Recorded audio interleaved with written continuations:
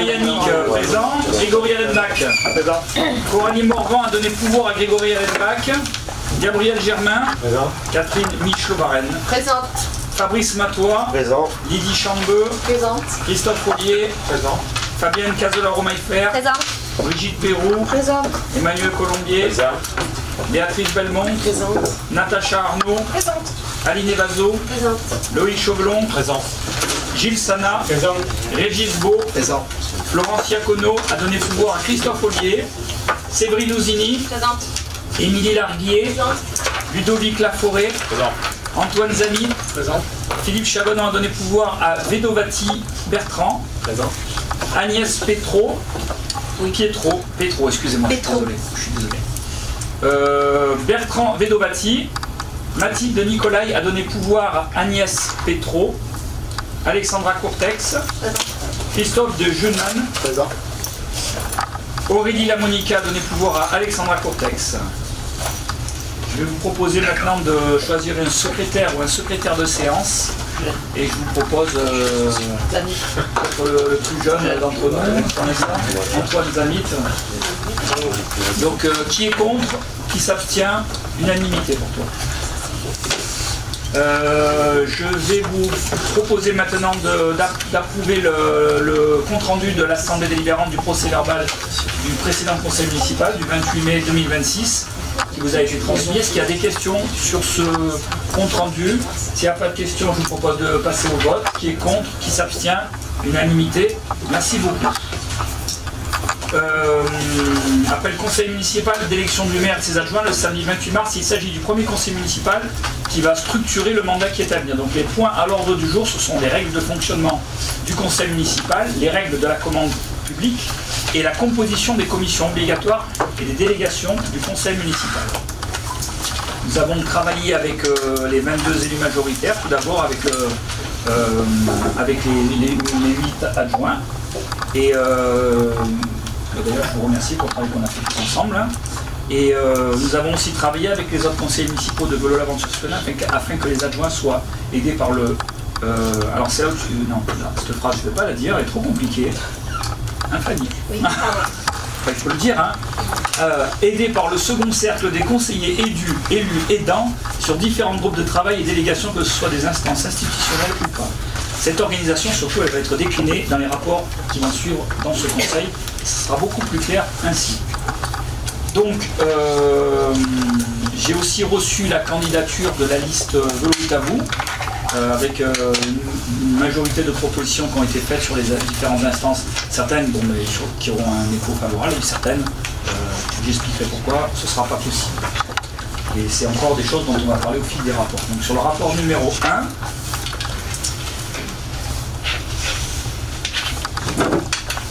il s'agit donc du règlement intérieur. Il a été légèrement toiletté par rapport au précédent mandat.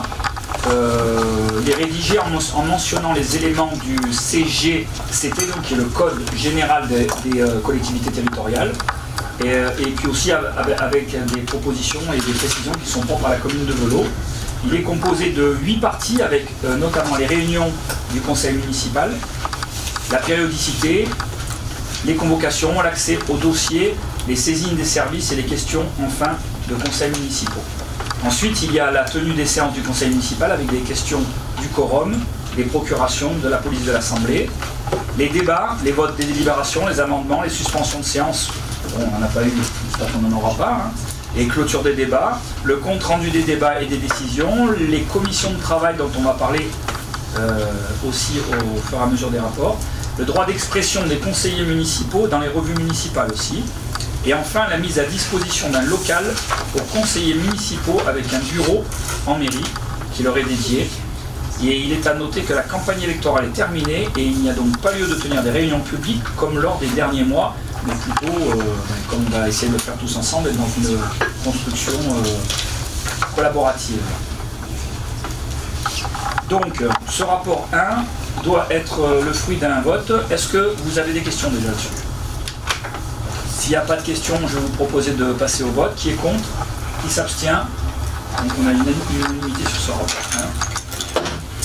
1. On passe ensuite... celui-là.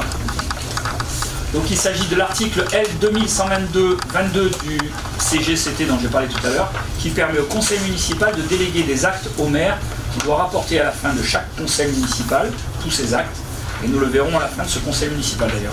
Cette délibération permet de simplifier la gestion communale en ne proposant pas au vote à l'Assemblée délibérante certains actes comme la demande de subvention, certains marchés publics, certains tarifs, la vente des concessions au cimetière, le louage de choses, c'est-à-dire les baux, les contrats d'assurance, la modification des régies, l'acceptation des dons, le fait d'intenter des actions en justice, certaines admissions en non-valeur.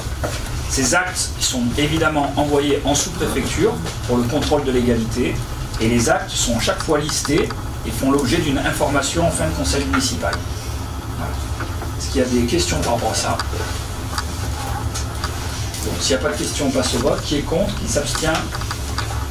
Très bien. En ce qui concerne le rapport numéro 3, il s'agit de la mise à jour du guide interne de la commande publique. Donc il est indiqué à l'Assemblée délibérante que les règles de la commande publique sont édictées par le Code de la commande publique, qui est publié au journal officiel du 5 décembre 2018 et qui est entré en vigueur le 1er avril 2019. Les procédures formalisées prescrites par le droit de l'Union européenne ne s'imposent qu'au marché public d'un montant supérieur au seuil qu'il fixe. Au-dessous de ces seuils, l'acheteur est libre d'organiser sa procédure comme il l'entend, dans le respect des principes constitutionnels de liberté, d'accès à la commande publique, d'égalité de traitement et de transparence des procédures. Ces seuils de procédure sont modifiés par décret tous les 2 ans. Le guide fera l'objet d'une nouvelle publication afin d'actualiser les montants des seuils lors de la parution des décrets. Sans modification substantielle de son contenu, il est opportun d'encadrer cette liberté, de sécuriser les procédures d'achat, mais également nécessaire de faciliter l'efficacité de l'achat et la bonne utilisation des deniers publics. Un guide interne de la commande publique à destination des élus et des agents de la collectivité est ainsi proposé, sera à disposition sur le site intranet ainsi que sur le site de la ville.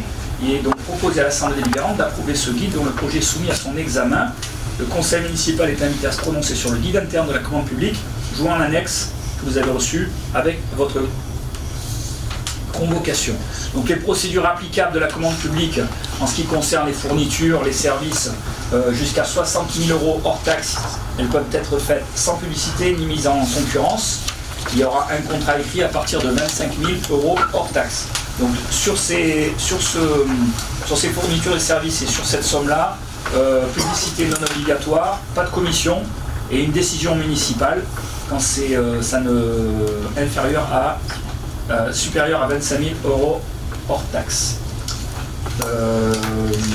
De 60 000 € hors taxe à 216 000 € hors taxe, on fait ce qui s'appelle un marché à procédure adaptée, un MAPA, avec une commission MAPA, qui est une commission fermée, puisque je pense que c'est avec les élus, et aussi avec une décision municipale, donc un compte rendu à chaque fois de ce qui est choisi. Bon, je rappelle que pour la plupart des cas, enfin pas la plupart des cas, mais dans tous les cas, ce sont les responsables de services qui étudient les marchés, qui nous font une étude, qui nous disent ce qu'il convient de faire. Ce sont eux qui sont les plus à même de savoir. Alors bien sûr on demande des comptes, mais on se repose quand même sur des compétences. Au-delà de 216 000 € hors taxe, on fait une procédure formalisée avec une commission d'appel d'offres, donc le CAO, et avec une commission qui est ouverte pour le coup, donc avec des participants qui font partie de l'opposition, qui peuvent de la même manière assister à l'analyse des offres par nos techniciens qui sont en charge de ça. Et puis en général, on s'aperçoit vite qu'il y a un bon sens qui l'emporte. En tout cas, je crois que sur le dernier mandat, il n'y a jamais eu un souci particulier là-dessus. Voilà. Ce qui évacue toute forme de possibilité de clientélisme, contrairement à ce que pourraient croire certains. En ce qui concerne les travaux, jusqu'à 100 000 € hors taxe, on peut procéder sans publicité ni mise en concurrence, avec des contrats écrits à partir de 25 000 € hors taxe. Une publicité qui est non obligatoire, pas de commission, et une décision municipale quand c'est supérieur à 25 000 € hors taxe. Si on passe de 100 000 € hors taxe à 1 million € hors taxe, c'est ce qu'on appelle un MAPA, marché à procédure adaptée. Et de 1 million hors taxe à 5 404 000 € hors taxe, c'est un MAPA aussi, mais dans le premier cas, c'est-à-dire de 100 000 à 1 million, il y a une commission MAPA avec une décision municipale, et de 1 million à 5 millions 4, il y a un MAPA avec une commission MAPA ouverte de la même manière, et une délibération aussi qui est ouverte à l'opposition. Au-delà de 5 404 000 hors taxes, on appelle une procédure formalisée avec une commission d'appel d'offres, avec aussi l'opposition qui siège, et une délibération, en fin de compte, en conseil municipal, de toute façon, défini. Est-ce qu'il y a des questions par rapport à ça? Là, on s'appuie sur des textes qui sont, on n'invente rien, hein, c'est ce qui se fait. Parfois, ça évolue un peu en fonction des lois, mais on est toujours dans ces cadres de figure, et c'est ce qui s'applique à quasiment toutes les collectivités, sauf, j'imagine, sur les grandes villes où il y a peut-être un peu plus élevé. Est-ce qu'il y a des questions?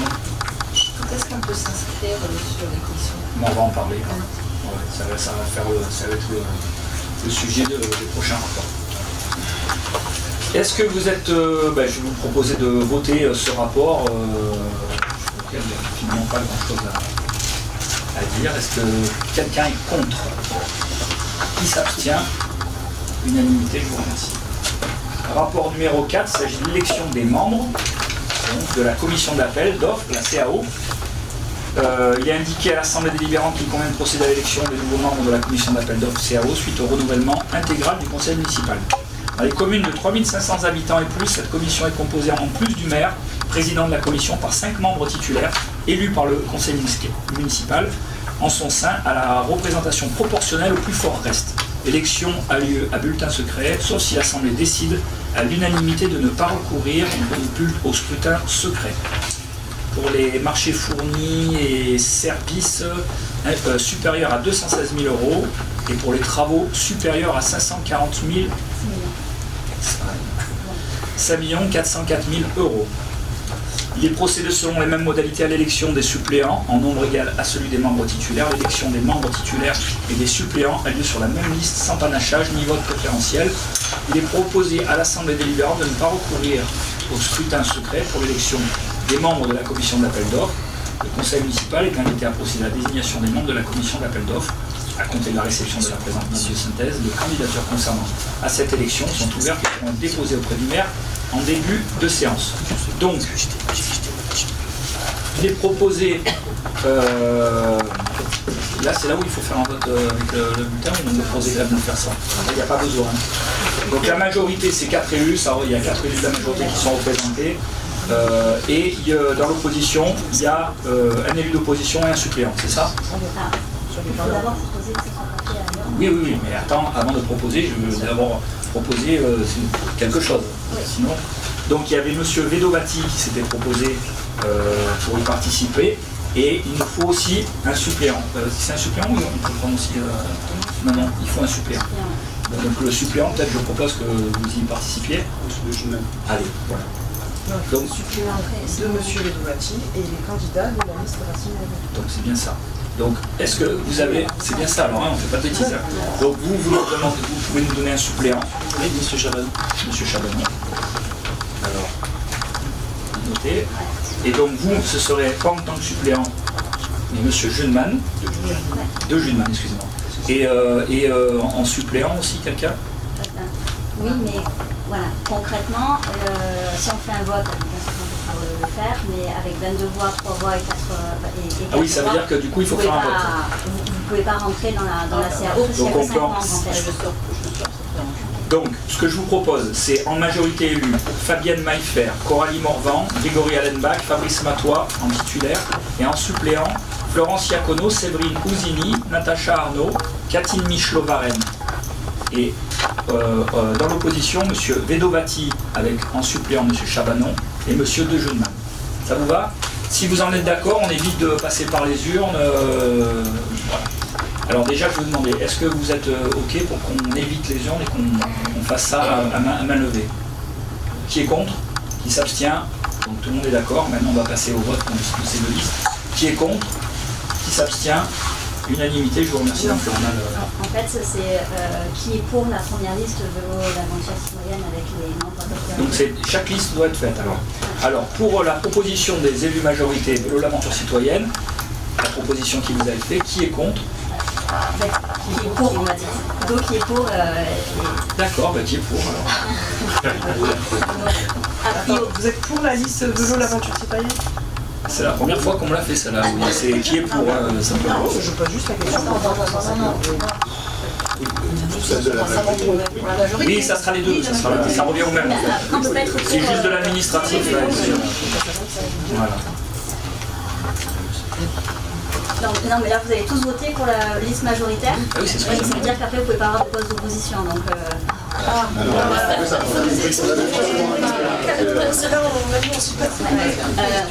l'idée, si la majorité vote pour la majorité et que l'opposition vote pour l'opposition, ça fait 4 postes pour la majorité et 1 poste pour l'opposition la plus nombreuse. Bon. Alors, ce que je vous propose, c'était donc ce que je disais au départ, excusez-moi, je ne vais pas faire, c'est de proposer ce qu'on vient de vous dire. Donc ça sous-entend qu'il y a combien de la majorité? Il y a ce qu'on a dit 4 titulaires et 4 suppléants. Donc, c'est ce qu'on avait dit. Et de l'opposition, il ne peut que y avoir la liste la plus nombreuse de l'opposition qui peut siéger à la CAO. Dans les autres commissions, il pourra y avoir la liste minoritaire de l'opposition. Alors pourquoi vous me dites qu'on peut prendre... Il peut être candidat, mais il ne pourra pas être élu. Donc, alors là, du coup, qui est dans l'opposition? Monsieur Vedovati. Voilà, Monsieur Chabanon. Sauf si l'opposition veut que ce ne soit pas Monsieur Chabanon, mais que ce soit plutôt Monsieur De Juna. Ça, on ne peut pas le décider à...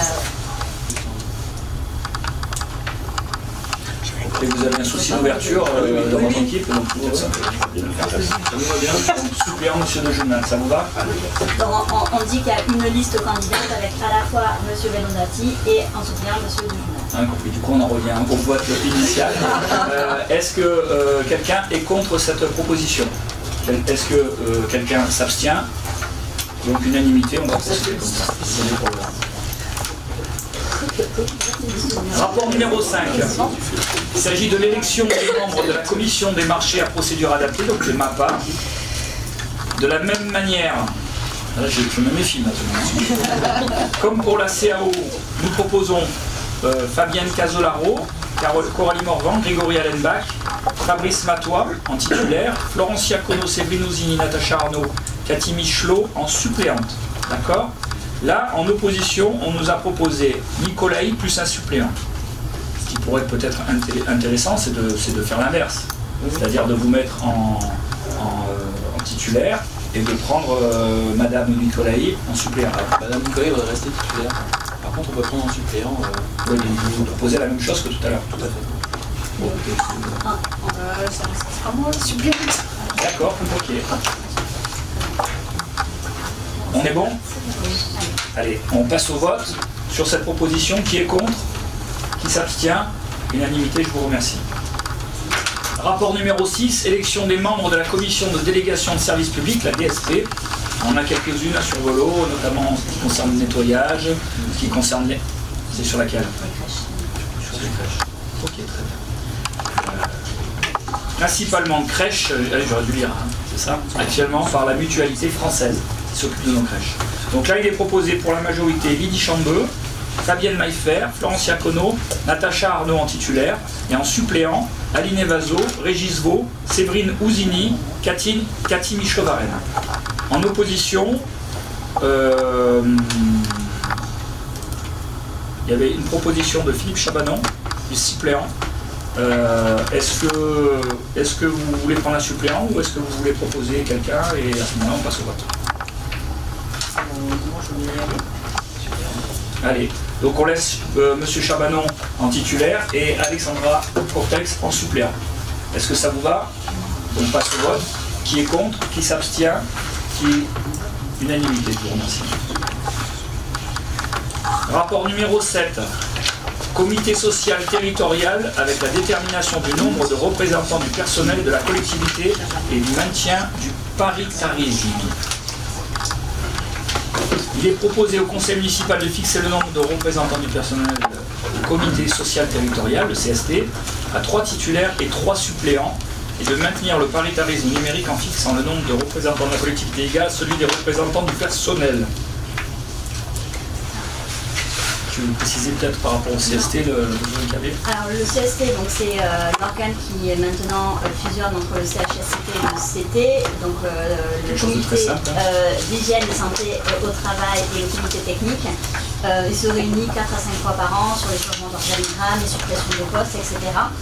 Ici, il vous est uniquement demandé de savoir si on est bien sur 3 titulaires et 3 suppléants, sachant que les personnes qui seront titulaires et suppléants de cette commission seront désignées par arrêté du maire.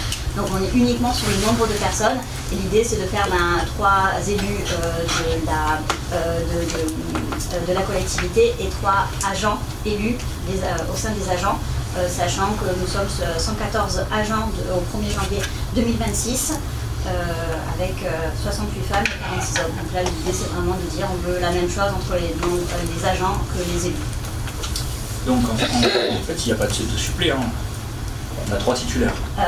Là, pour information, on a écrit les titulaires, mais ce sera désigné par arrêté. L'idée, c'est que ce soit des élus adjoints de gros secteurs pour arriver à être avec cette casquette-là d'élus adjoints en charge du CST. Voilà, vu que là on parle principalement des crèches, l'idée c'est qu'il y ait l'adjointe à l'enfance. Il y a Coralie. Et pour les DSP aussi, parce qu'on est en lien aussi avec les travaux, il y aura Greg. Hein?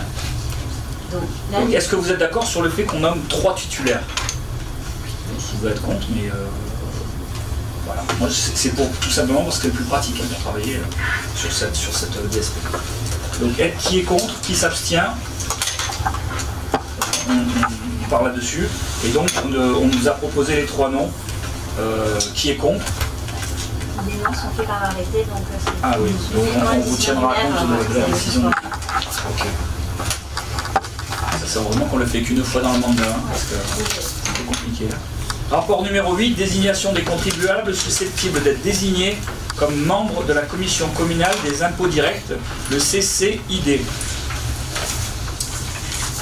Il est précisé que les commissaires doivent être de nationalité française ressortissant d'un État membre de l'Union européenne, être âgés de 18 ans révolus, jouir de leurs droits civils, inscrits au rôle des impositions directes locales dans la commune, être familiarisés avec les circonstances locales et posséder des connaissances suffisantes pour l'exécution des travaux confiés à la mission. Donc il est proposé 32 noms pour cette commission. Sur les membres de l'association Vélo l'Aventure Citoyenne, il y a 12 titulaires. Coralie Mormand, Grégory Allenbach, Catherine Michaud-Varenne, Gabriel Germain, Fabienne Cazola-Roumaïfer, Fabrice Matois, Lydie Chambeux, Christophe Ollier, Florence Iacono, Ludovic Laforêt, Natacha Arnaud, Gilles Sana. Les 13 suppléants sont Émilie Larguet, Loïc Chauvelon, Séverine Ozini, Régis Vaux, Brigitte Perroux, Emmanuel Colombier, Béatrice Belmont, Antoine Zamit, Aline Evazo, Antoine Falzoy, Émilie Robaldo, Antonio Costella Delgado et Sylvaine Deschamps.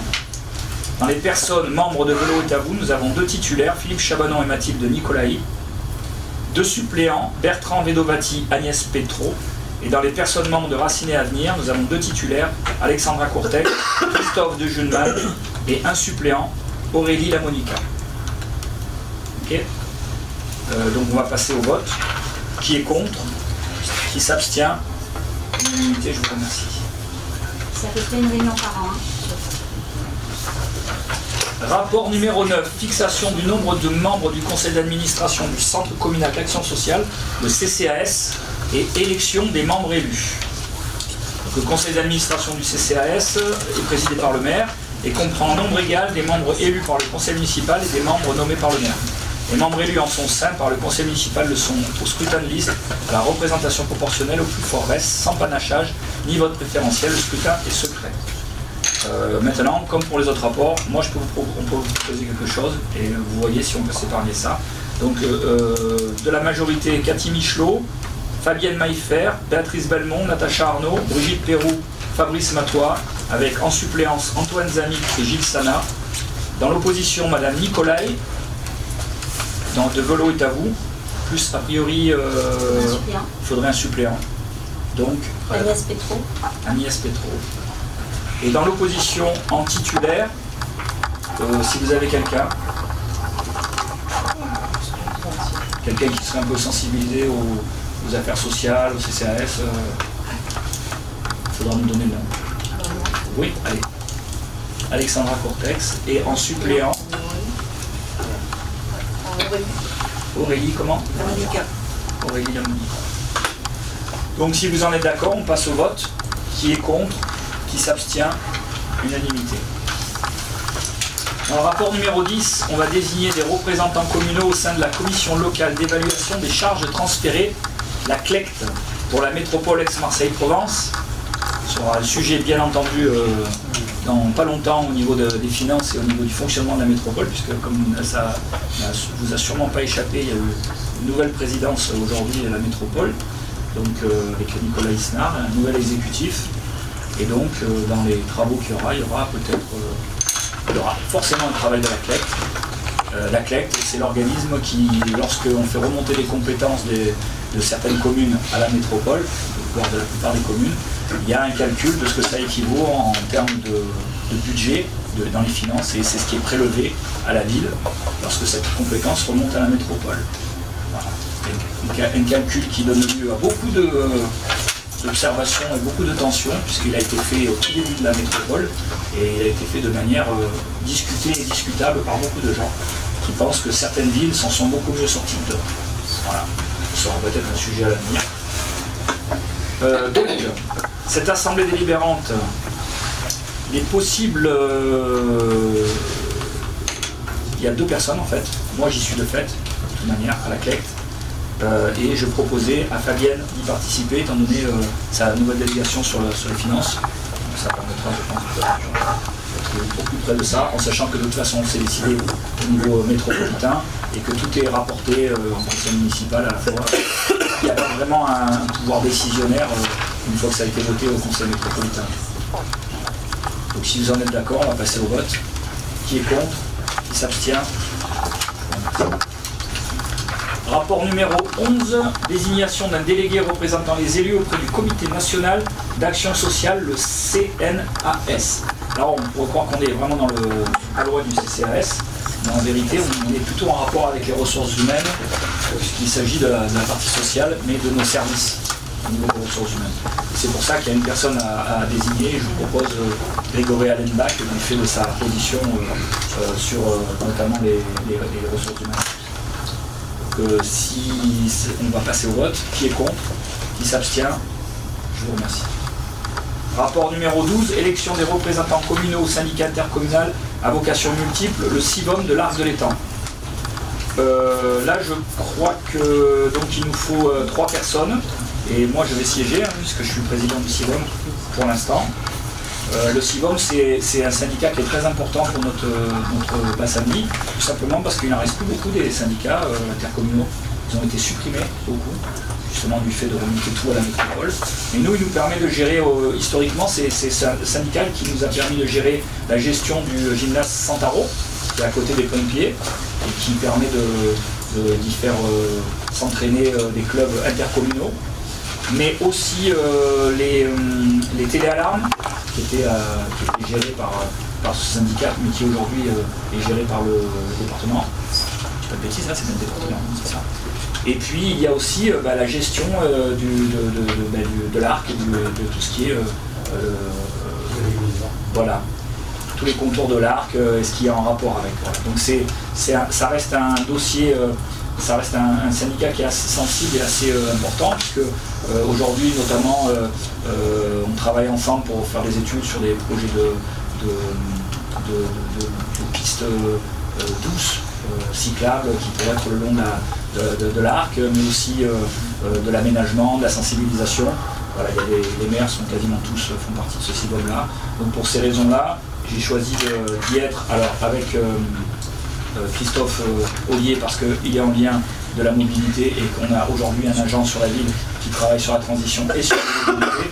Donc il y a des sujets suffisamment importants pour qu'il puisse y être. Et Gabi, parce qu'il y était déjà au début, et qu'on nous aide aussi beaucoup sur la gestion au niveau des équipements de par sa délégation sur les associations, parce que c'est surtout ces associations-là qui sont concernées.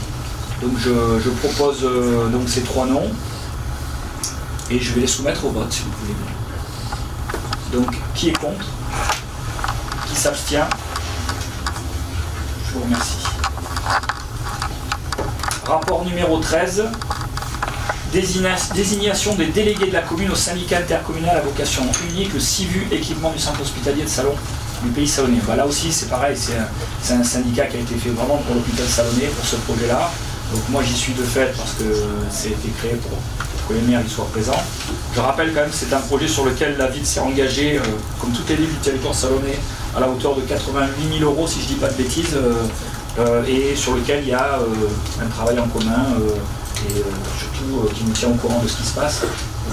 Il n'y a pas des décisions qui vont être majeures sur ce projet-là, mais elles nous permettent surtout de faire partie, de par le fait qu'on a participé à ce projet-là, comme toutes les autres villes du Pays Salonnais, qui seraient inscrits. Et je propose Coralie Morvan, puisqu'elle est sur les travaux, et qu'il s'agit de grands travaux pour le territoire de Salonnais.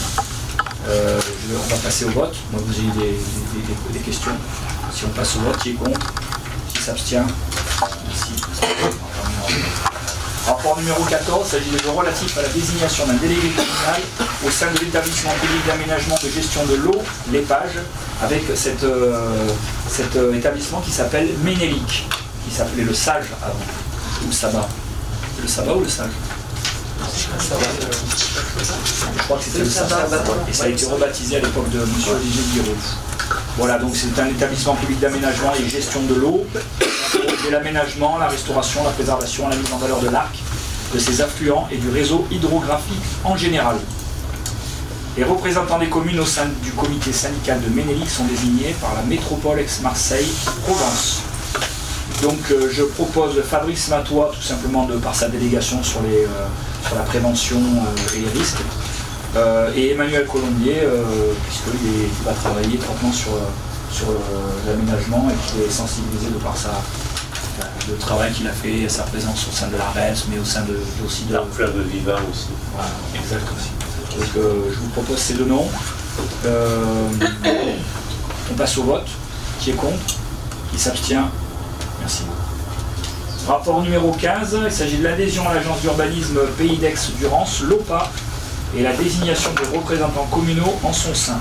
Les missions de l'OPA, c'est aider à la mise en œuvre d'un développement durable des territoires, aider à l'élaboration de projets de territoire, aider à la mise en cohérence des politiques sectorielles en s'appuyant sur une connaissance organisée, en développant des partenariats. Voilà, cette adhésion elle nous permet d'être accompagnés sur des études en lien avec le développement de notre ville sur différents aspects, mais avec des gens qui ont des compétences. Là aussi, on parle beaucoup, en ce qui concerne l'OPA, de transition, de pistes cyclables, de choses comme ça, mais aussi de travaux. Donc je propose M. Crissolier et Coralie Morvan. On passe au vote. Qui est contre? Qui s'abstient? Merci beaucoup. Rapport numéro 16, adhésion au centre d'études et d'expertise sur les risques de l'environnement, la mobilité, l'aménagement, le CEREMA, donc, et désignation du représentant communal en son sein. Donc le centre d'études et d'expertise sur les risques, l'environnement, la mobilité, l'aménagement, c'est un savoir-faire qui agit sur les compétences pluridisciplinaires et d'un fort potentiel d'innovation et de recherche. C'est un petit peu comme le CAUE sur la partie architecturale ou comme l'OPA dont on a parlé juste avant. On s'appuie souvent sur ces expertises-là pour avoir une vision de la manière dont on peut développer aussi la ville et en fonction aussi des contraintes qui y sont. Et pour la même raison, je vous propose une personne. Et je propose que ce soit Emmanuel Colombier pour les raisons évoquées précédemment. Voilà. Donc je vous propose de passer au vote. Qui est contre? Qui s'abstient? Je vous remercie. Rapport numéro 17 sont relatifs à la désignation d'un représentant communal au sein de la commission locale de l'eau, la clé du schéma d'aménagement et de gestion des eaux du bassin versant de l'Arc, donc le SAGE. Il est précisé que les membres de la commission locale de l'eau sont désignés par arrêté préfectoral. Donc je propose notre adjoint à la prévention et à la sécurité, je propose Fabrice Matois pour y siéger, parce que ça va de soi et c'est bien qu'ils soient au courant de toutes ces choses-là, pour nous les rapporter. On passe au vote. Qui est contre? Qui s'abstient? Je vous remercie. Rapport numéro 18, adhésion à l'association des communes forestières des Bouches-du-Rhône et désignation des représentants communaux en son sein. Bon, je crois que tout est dans l'intitulé. Pour la même raison, je vais vous proposer l'adjoint aux préventions et Emmanuel Colombier pour les mêmes raisons, en suppléant.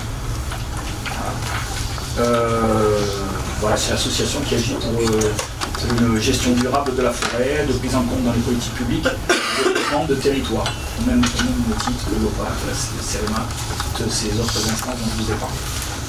On passe au vote, qui est contre, qui s'abstient. Merci. Rapport 19, relatif à la désignation des représentants communaux au sein de la commission de suivi du site CSS de l'installation de stockage de déchets non dangereux du plateau de l'Arbois. Donc, je vous rassure, c'est pas chez nous, mais on se doit d'y participer aussi sur cette instance, et notamment avec un membre titulaire, un membre suppléant, et par souci d'efficacité et de cohérence, je propose Fabrice Matois et Emmanuel Colombier en suppléant. On va passer au vote, qui est contre, qui s'abstient. Je vous remercie. Rapport numéro 20, il s'agit de l'adhésion à la mission locale et Est de Berre et désignation du représentant communal en son sein. Donc la mission locale Est étant de Berre, elle regroupe 8 communes. Il y a Berre, Châteauneuf-les-Martigues, Gignac-la-Nerte, Marignane, Rognac, Saint-Victoré, Vitrolles et Volo. Les activités du GIP concourent à l'élaboration et à la mise en œuvre d'une politique locale d'insertion locale, sociale, professionnelle des jeunes âgés de 16 à 25 ans. Il est rappelé que la commune est déjà membre de la commission locale et que le montant de sa contribution en 2025 au financement global de l'activité s'élève à 6 979,61 €. Il y a 18 membres, dont le maire de la commune, sur ce conseil d'administration. Et donc je vous propose tout naturellement de mettre Greg Allenbach, puisqu'il est en charge des affaires économiques, qu'il le fait déjà depuis le dernier mandat. Donc on va passer au vote. Qui est contre? Qui s'abstient? Merci beaucoup. Rapport numéro 21, il s'agit de la fixation du taux des indemnités de fonction des élus. Donc le taux des indemnités de fonction des élus a été mis à jour dans le cadre de la loi numéro 2025-1249 du 22 décembre 2025 portant création d'un statut de l'élu local, dont on a beaucoup parlé, à part les élus peut-être, mais ça a été beaucoup discuté, et précisé dans la circulaire DGCL 2026D 24 du 9 février 2026 relative à l'application des nouvelles dispositions concernant les indemnités de fonction des élus locaux. Pour une commune dont la population se situe en nombre d'habitants entre 3500 et 9999, le taux maximal de l'indemnité du maire en pourcentage de l'indice brut terminal de l'échelle indiciaire de la fonction publique ne peut dépasser 58,30%. Le taux maximal de l'indemnité d'un adjoint titulaire d'une délégation de fonction en pourcentage de l'indice brut terminal de l'échelle indiciaire de la fonction publique ne peut dépasser 23,32%. L'indemnité du maire est automatiquement fixée au montant prévu par la loi. Toutefois, le maire peut, à son libre choix, soit percevoir de plein droit l'intégralité de l'indemnité de fonction prévue, soit demander de façon expresse à ne pas en bénéficier. Ce que je ne ferai pas. Le conseil municipal peut voter dans la limite de l'enveloppe indemnitaire globale l'indemnisation d'un conseiller municipal. Soit, en sa seule qualité de conseiller municipal, son indemnité ne pouvant alors dépasser 6% de l'indice brut terminal de l'échelle indiciaire de la fonction publique, soit au titre d'une délégation de fonction, cette indemnité n'étant alors pas cumulable avec celle perçue en qualité de conseiller municipal. Conformément à l'article L2123 CGCT, le montant total de l'enveloppe indemnitaire est calculé sur la base du nombre maximal théorique d'adjoints que le conseil municipal peut désigner sur le fondement de l'article L2122 du CGCT. L'enveloppe indemnitaire globale se calcule de la manière suivante: indemnité maximale pour le maire plus indemnité maximale pour un adjoint, X, nombre maximal théorique d'adjoints que le conseil municipal peut désigner. Il est proposé d'attribuer les indemnités de fonction aux maires et aux adjoints à compter de leur installation le 28 mars 2026, fixé à, pour le maire, 58,3% de l'indice brut terminal de l'échelle indiciaire de la fonction publique, adjoint 23,32% de l'indice brut terminal de l'échelle indiciaire de la fonction publique. Les indemnités de fonction sont payées mensuellement, revalorisées en fonction de la valeur du point d'indice terminal de la fonction publique, et il convient d'inscrire les crédits correspondants sur le budget. Les crédits correspondants seront prévus au budget communal. Le conseil municipal est invité à se prononcer sur les indemnités de fonction aux maires et aux adjoints telles que proposées ci-dessus. Pour le maire, 2396,43 € brut mensuel, avant, c'est quoi mensuel? Avant, en fait, l'enveloppe était inférieure, mais elle était à 2261. Brut mensuel. Et pour les adjoints, 958,57 € brut mensuel. Avant, ah oui d'accord, je crois que c'était... Avant, c'était 904 € brut mensuel. Voilà. Est-ce qu'il y a des questions? S'il n'y a pas de questions, je vous propose qu'on passe au vote. Qui est contre? Qui s'abstient? Je vous remercie. Rapport numéro 22, approbation des frais de représentation du maire. Au terme de l'article L 2123-19 du Code général des collectivités territoriales, le conseil municipal peut voter sur les ressources ordinaires, les indemnités au maire pour frais de représentation. Ces indemnités à vocation à couvrir les dépenses engagées par le maire et lui seul dans le cadre de l'exercice de ses fonctions dans l'intérêt de la commune.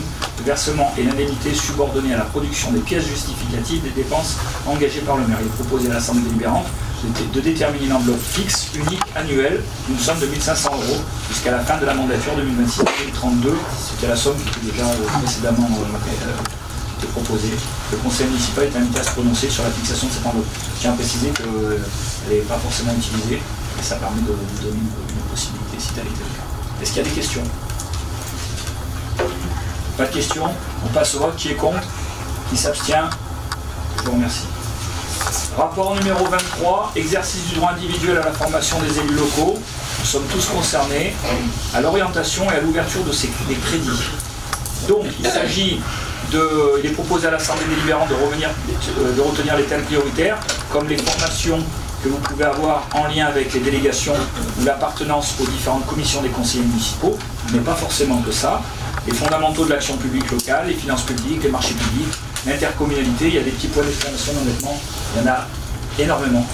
On a la chance de travailler avec l'ATD13, qui est un formateur avec qui on travaille, qui est issu du département, je crois.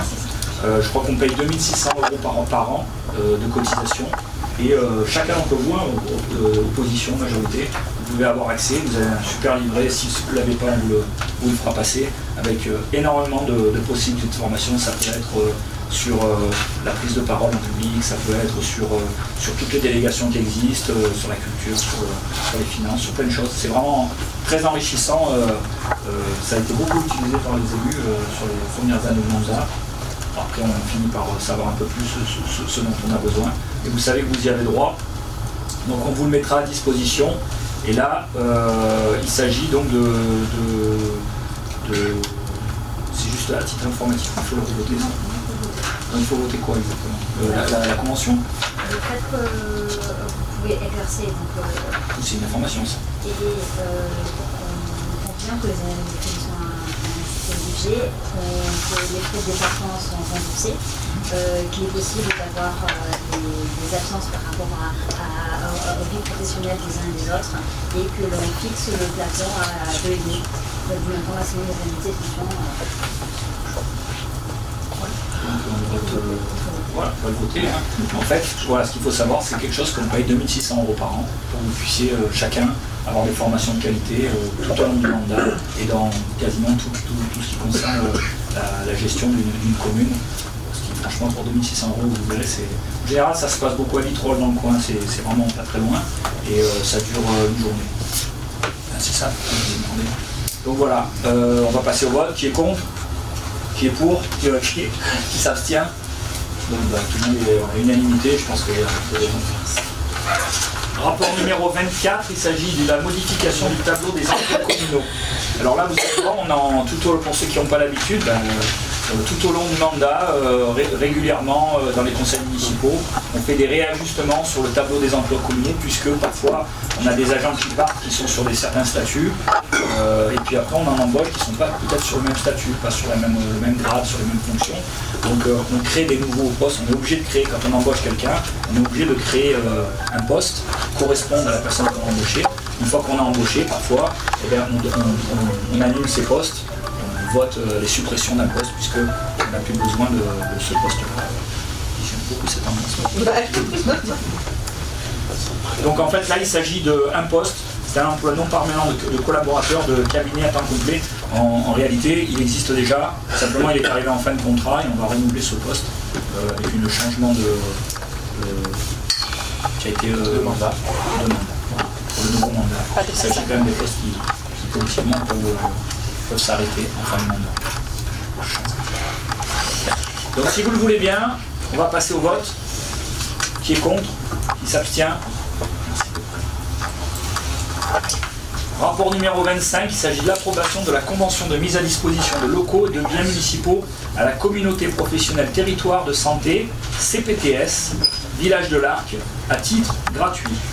Il est indiqué à l'Assemblée délibérante que l'association Communauté professionnelle territoire de santé, CPTS, Village de l'Arc, sollicite la mise à disposition de l'espace Nova Velo à l'occasion de l'organisation de 2 représentations d'une pièce de théâtre. On n'est pas sérieux à 17 ans qui traite de la santé mentale des adolescents le 10 avril 2026 à l'espace Nova. Il y a une représentation qui est offerte aux collégiens de vélo et du territoire et sera suivie d'un débat avec les intervenants. La seconde représentation sera ouverte au public et sera suivie d'une table ronde avec des professionnels de santé, la maison des adolescents. La séance sera gratuite pour les professionnels de santé, proposée à 5 € pour le tout public. L'association assurera l'accueil du public et la billetterie. Il est proposé à l'Assemblée délibérante d'approuver cette mise à disposition à titre gratuit afin de soutenir l'association. Il s'agit vraiment du regroupement de beaucoup de médecins. C'est vraiment une belle réunion du corps médical voloxien et même au-delà de Velo, puisque c'est sur le bassin de vie. On travaille avec eux notamment sur Octobre Rose, sur plein de choses encore, et on a vraiment besoin. Enfin, ils nous apportent une vraie expertise et c'est important d'être à la hauteur quand ils nous demandent en échange de pouvoir leur prêter un lieu. On sait que ça a un coût, mais on sait aussi qu'il y a des choses qui se quantifient différemment. Donc si vous en êtes d'accord, on va passer au vote. Qui est contre? Qui s'abstient? Unanimité, je vous remercie. Rapport numéro 26. Voilà, il s'agit de décision du maire. Donc en ce qui concerne la vie locale, on a 4 conventions de mise à disposition de locaux à des associations, dont 3 pour l'exercice de leur activité, une pour l'organisation d'un spectacle d'improvisation théâtrale, une demande de subvention de fonctionnement auprès du département. Ça, on fait une demande de subvention, hein, c'est juste qu'on vous tient au courant de ce qu'on fait. Pour les crèches, 4 400 € qui sont sollicités pour la Pressarelle et 11 200 € pour la Poussinade. Une convention de mise à disposition d'un fourgon communal pour les Restos du Cœur et une convention de mise à disposition de minibus pour une association. On a l'association Entraide. En ce qui concerne la population, on a 2 décisions qui concernent l'attribution de concessions, là on parle de cimetière.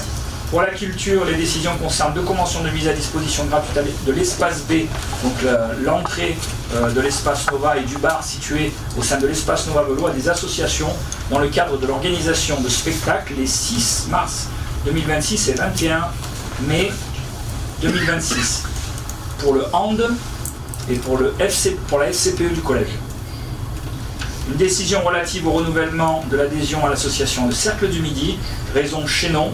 Bon, ça, ce sont des réseaux qui permettent à nos programmateurs et à notre service culturel de pouvoir, à travers ce réseau, bénéficier à la fois d'accompagnement, d'expertise et puis aussi de potentialités intéressantes au niveau tarif, mais aussi surtout au niveau qualité de spectacle avec ce réseau qui est finalement un réseau d'échange de compétences et de bons plans.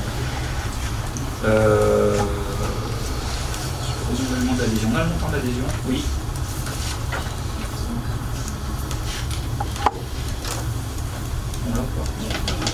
Bon, on vous retrouvera à vous donner le montant de l'adhésion, c'est pas énorme montant, mais ça permet quand même de pouvoir faire partie de ce réseau. 795 €, bien sûr.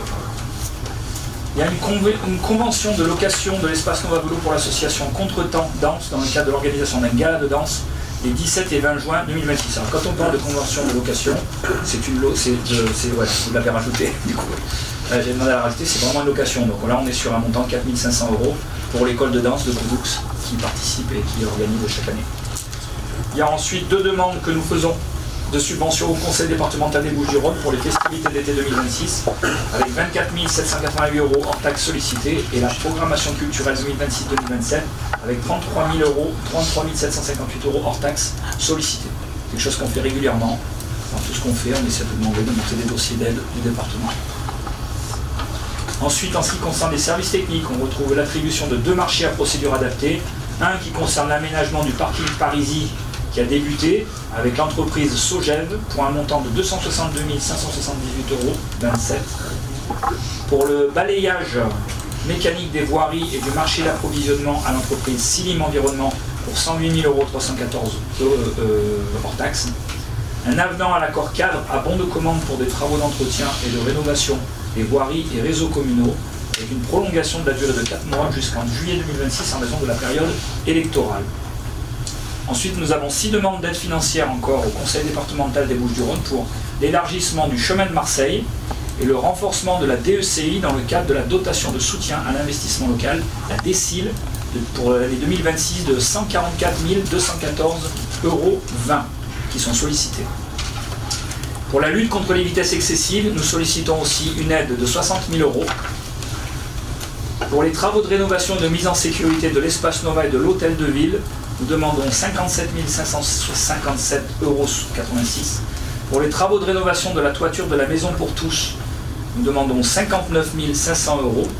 Pour les travaux de mise en conformité des services techniques et de la médiathèque, nous demandons 59 500 €. Ça concerne notamment le désenfumage de la médiathèque et la mise en conformité électrique, plus l'installation de LED. Il y a aussi la modernisation des équipements dédiés à la jeunesse, aux loisirs et aux associations, avec 59 500 € sollicités, notamment pour la piscine du centre de loisirs et les cantines de Giono. En ce qui concerne l'urbanisme, on retrouve une demande d'aide financière au Conseil départemental des Bouches-du-Rhône dans le cadre du dispositif d'aide à l'embellissement des façades et paysages de Provence, avec 23 128 € sollicités, notamment pour le 7 Place Caire aux 10 avenues de la République. Les 2D, il faut en profiter, la CAUE, l'aide aux façades, je ne sais pas combien de temps ça va durer avec les difficultés entre la métropole et le département. Je pense que tous ceux qui peuvent le faire, qui en ont les moyens, le fassent, et nous on sera là pour accompagner tant qu'on peut le faire, tant que ça peut durer. Il y a ensuite 2 décisions de non-opposition à des déclarations préalables de travaux convention d'occupation précaire de logements communaux pour l'aménagement d'une aire de stationnement 6 de Rutière et pour la construction d'un abri de jardin 6 avenue Antoinette de Beaucaire. Ça c'était les rapports de décision du maire. Il n'y a pas de question de l'opposition. Non, pas de question d'opposition, mais écoutez... Je viens rajouter une question sur ce dernier point. Oui, sur l'élargissement du chemin de Marseille. Oui. Est-ce que on voulait juste savoir si c'était lié avec le projet des Esprados ou est-ce que c'était un élargissement dans le cadre d'un renouvellement ou d'un renforcement? C'est ce qu'il devait avoir avant, c'est ça? Oui, c'est en lien avec les Esprados. Oui, c'est en lien avec les Esprados. Le pulpe, hein, je pense que c'est ça. Voilà, qui est en lien avec ça. Vous pouvez voir le panneau qui a été posé. Merci. Je veux juste faire une petite... On n'en est pas au robe, hein, mais le report de ce projet, même s'il est tout à fait discutable et tout le monde peut le discuter, il va avoir une incidence très forte sur le prochain budget de la ville. Puisqu'on va payer quasiment 400 000 € de pénalité avec ce projet qui n'a pas pu se faire, et que potentiellement, en plus, on passe à côté de la vente de 1,5 million de ce terrain, qui aura forcément un impact très fort sur les 2 prochaines années de notre mandat. Voilà. Chacun est libre de faire ses choix. J'avais toujours dit qu'ils avaient du coup une incidence sur le reste et qu'il ne fallait pas la négliger. On va être frappé de plein fouet par une vraie problématique financière due principalement à ce projet qui a été repris. Oui. J'avais une autre question, mais plus d'ordre général. Oui. Je la pose maintenant ou c'est... Normalement, vous n'avez pas fait de demande de questions. Si elle n'est pas inscrite, nous, du coup, on va vous donner une réponse la plus concrète, la plus complète possible. On a le temps de pouvoir l'étudier.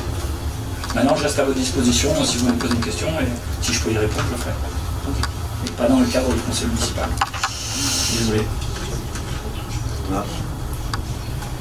Bon, messieurs, dames, je vous remercie d'avoir été présents. Il y en a même un qui est venu de Carnoux pour nous filmer. Gréoux. Gréoux, c'est encore merci à vous, pour la présence. Merci aux agents.